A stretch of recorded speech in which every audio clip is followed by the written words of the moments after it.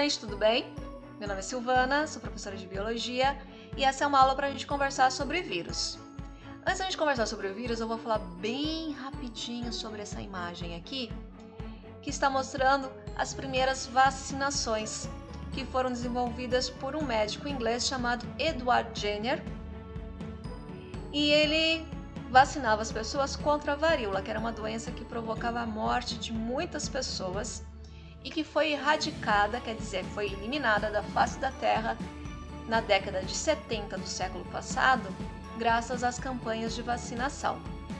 E aqui ele está vacinando uma criança. Só uma dica, depois a gente vai conversar sobre isso.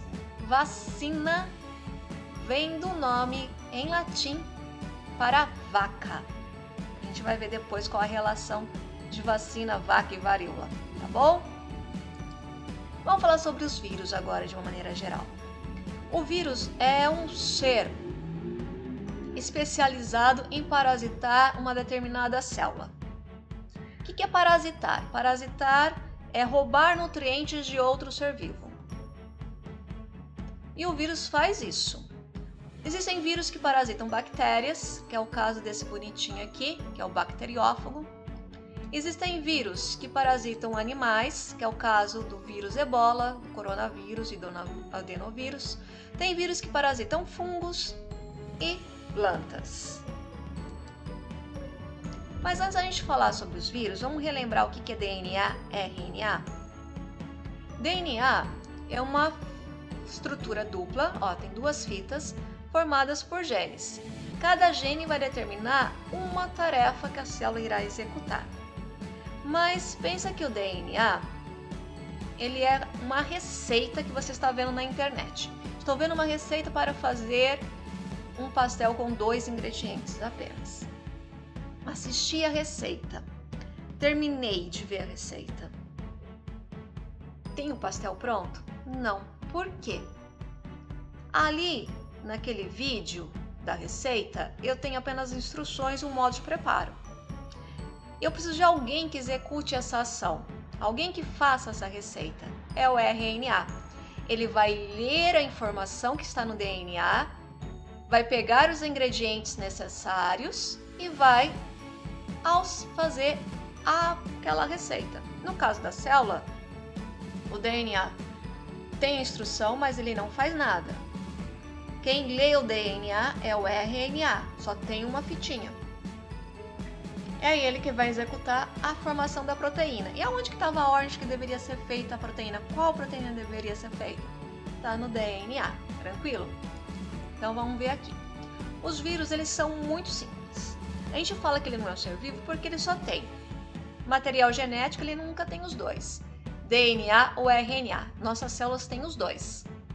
Tem uma exceção, a gente já vai falar, que é o citomegalovírus. E eles têm somente uma capinha de proteína, que é o capsídeo. Alguns têm um envelope de lipídio em torno do capsídeo, que são essas bolinhas aqui, tá? Então vamos conversar. Então, eu tenho o vírus de RNA, no caso o vírus é o HIV. Eu tenho o vírus de DNA, que o exemplo aqui é o adenovírus, que é o vírus que causa a gripe. E eu tenho uma exceção, que é o citomegalovírus, que tem os 2 tipos de ácidos nucleicos. Ele tem tanto DNA quanto RNA. O vírus, ele vai ser formado por uma estrutura chamada capsídeo, que são proteínas que irão envolver o material genético. A função dele é proteger o material genético. Alguns tipos de vírus tem uma estrutura externa ao capsídeo, o capsídeo são essas bolinhas aqui, tá vendo, que eu chamo de envelope. E o envelope tem ganchinhos que permitem que esse vírus se ancore na célula hospedeira dele, como a gente pode ver aqui neste GIF. Deixa eu voltar aqui no GIF. Ele não vai... o GIF voltou, O vírus vem com o envelope, que tem os spikes, né? Os spikes são os espinhos, né? Você imagina que isso daqui deve ser um coronavírus. Ele reconhece a membrana da célula hospedeira. É como se fossem 2 pecinhas de quebra-cabeça, uma encaixando na outra. A partir do momento que essas duas peças se unem, elas não se soltam. E o vírus passa o material genético dele, ó, o material genético dele, imagina que está aqui, ele passa o material genético dele para o interior da célula, entendeu? Então vamos continuar. Por que a gente não considera um vírus como um ser vivo? Por quê? Primeira coisa, ele só vai conseguir se reproduzir e ter metabolismo, quer dizer, construir alguma coisa, se ele estiver dentro de uma célula específica. Por isso que a gente fala que ele é um parasita intracelular obrigatório. Ele só consegue sobreviver, entre aspas, só consegue se reproduzir, melhor dizendo, se ele estiver dentro de uma célula específica. Vamos imaginar, de repente, que tenha o vírus da cachumba circulando no ar onde a gente está. Se eu segurar esse vírus com a mão, apenas segurei esse vírus, ele vai causar algum dano para o meu corpo? Nenhum. Por quê? O vírus da cachumba precisa entrar pela minha via aérea, no caso a boca, por exemplo. Estou pensando na boca. E vai parasitar uma glândula que fica abaixo do maxilar, que é a parótida, que eu vou mostrar para vocês na próxima imagem. Ele parasita as células dessa glândula específica. A mesma coisa para o vírus HIV. Se o vírus HIV estiver no meio ambiente e eu conseguir segurar ele, também não vou ficar doente. Por quê? Ele precisa entrar no meu corpo e procurar uma célula específica para a sua reprodução. Então, se eu pegar um vírus HIV e colocar na célula da pele, não vai acontecer nada, porque ele não consegue programar aquela célula. Ele é específico só para uma célula do sistema imunológico.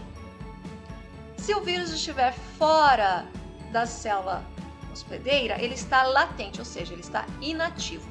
Ele é incapaz de causar algum dano. Então, de repente, agora nessa época de coronavírus, você deve ouvir falar que a gente deve deixar o papel de quarentena, né, quarentena entre aspas, durante 5 dias. Porque se ele tiver tido contato ou tiver na superfície desse papel coronavírus, ele vai estar inativado, né? Não vai ser mais capaz de, mesmo que você pegando aquele papel e levando a mão à boca, você não vai contrair o coronavírus, tá? E a mesma coisa vale para os outros tipos de vírus. Se ele estiver no meio ambiente, fora da célula hospedeira dele, ele está inativo. Mas a partir do momento, vamos pensar no vírus, no coronavírus, acabei de pegar o papel, uma pessoa tossiu perto de mim, e eu peguei esse papel, imagina que ele está molhado de coronavírus, peguei o papel, não lavei a mão, não tive os cuidados de higiene, levei para a boca essa mão, imagina, eu estou permitindo que esse vírus entre na minha célula específica, né, do aparelho respiratório e comece sua infecção, tranquilo? E também eles não são formados por célula, porque célula tem mitocôndria, tem ribossomo, uma célula é capaz de ter metabolismo próprio, é capaz de produzir, por mais simples que ela seja, uma bactéria, por exemplo, ela é capaz de produzir suas próprias proteínas, ela não precisa de ninguém. O vírus não, ele precisa de uma célula específica para poder produzir as suas próprias proteínas. Eu falo que o vírus, ele é um parasita intracelular obrigatório. Parasita porque ele depende de um outro ser vivo. Intracelular porque é só dentro da célula. Obrigatório porque se estiver fora daquela célula específica, ele está inativo. E eu falo também que ele é um pirata da célula, porque ele vai entrar na célula, vai fazer com que a célula pare as suas funções e vai saquear todos os recursos do hospedeiro. Aqui a gente já conversou um pouquinho, mas vamos retomar. Então, o vírus e suas células hospedeiras. Então, o vírus ele é especialista em uma determinada célula. É como se eu pegasse 2 cozinheiros, vamos imaginar? Um que só sabe fazer arroz e outro que só sabe fazer feijão. Se eu pedir para aquele que só sabe fazer feijão, fazer arroz, ele não vai saber. Se eu pedir para um que só sabe fazer arroz, fazer feijão, ele não vai saber fazer. Com o vírus é mais ou menos essa ideia. O vírus que causa cachumba, ele só parasita um tipo de célula específica, que é a glândula parótida, essa bonitinha aqui, da onde fica o inchaço mesmo da cachumba. O vírus HIV, ele parasita uma célula específica do sistema imunológico. Olha quantas células do sistema imunológico nós temos. Ele parasita essa bonitinha aqui, ó, o linfócito T4. O linfócito T4, ele tem a função de reconhecer células doentes, né, entre aspas, células infectadas por por vírus, bactérias ou outros antígenos e destruí-las. Então é como se fosse um vigilante do corpo. Ele está o tempo todo na corrente sanguínea procurando células infectadas e destruindo. Por isso que a gente não fica doente constantemente, né? Porque o linfócito T está lá bonito, trabalhando direitinho. O vírus HIV, ele entra no linfócito T e faz com que a célula do linfócito T pare de trabalhar. Ou seja, ela não vai reconhecer mais nenhuma célula doente, entre aspas, mas nenhuma célula infectada por outro tipo de vírus.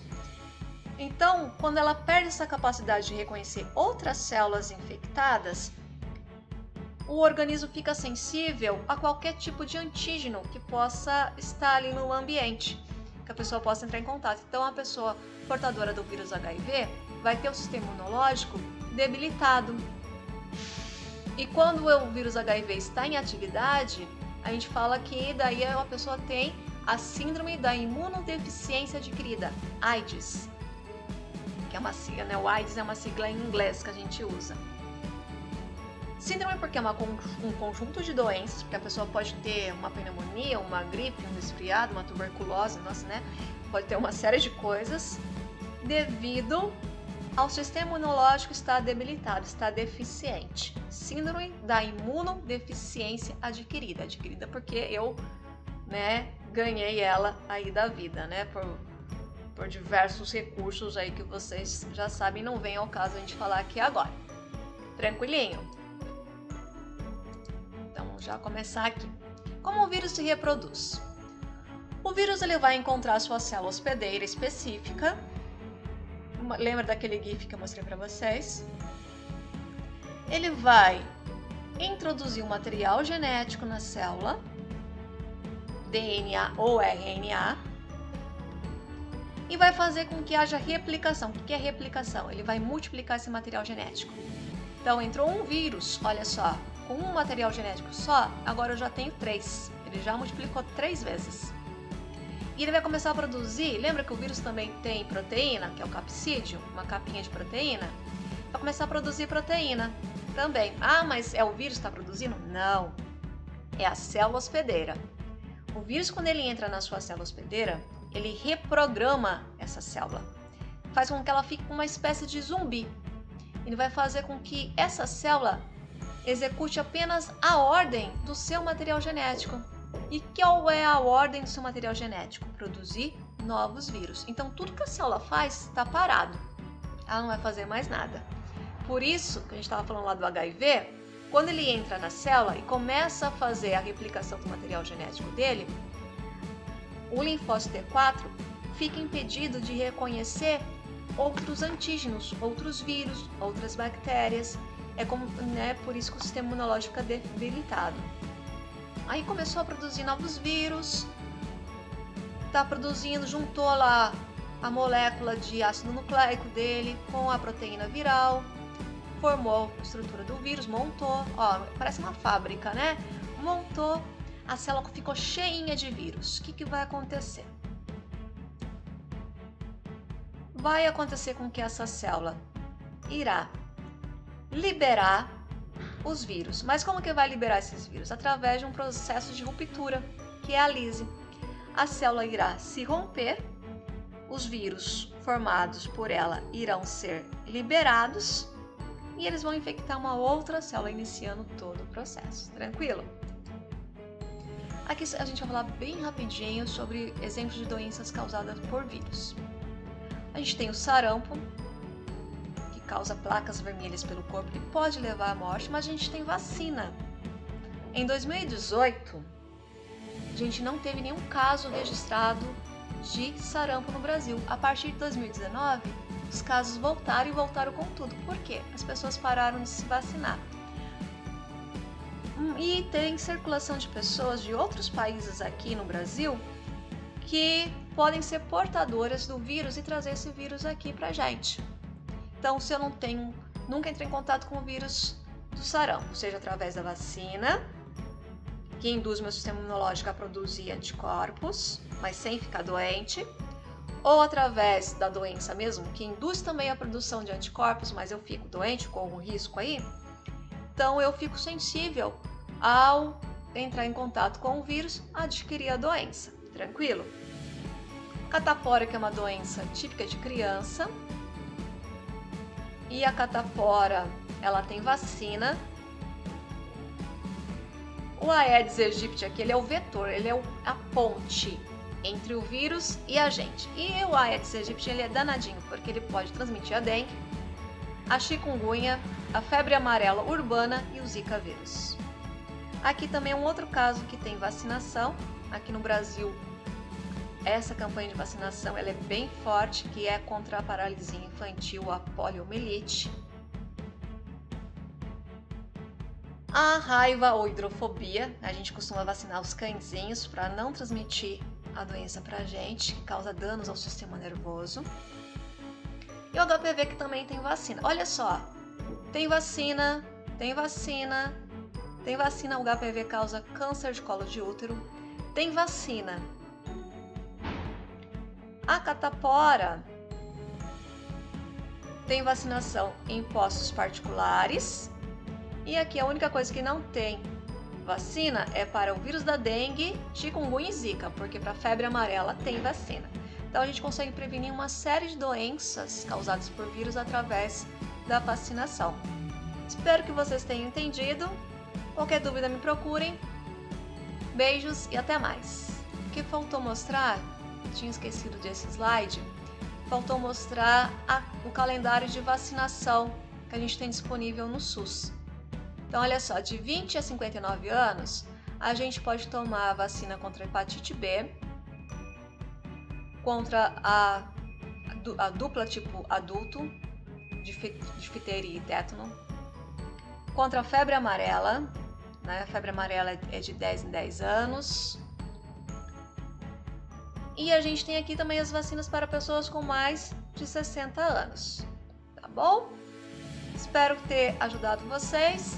Agora sim, até mais!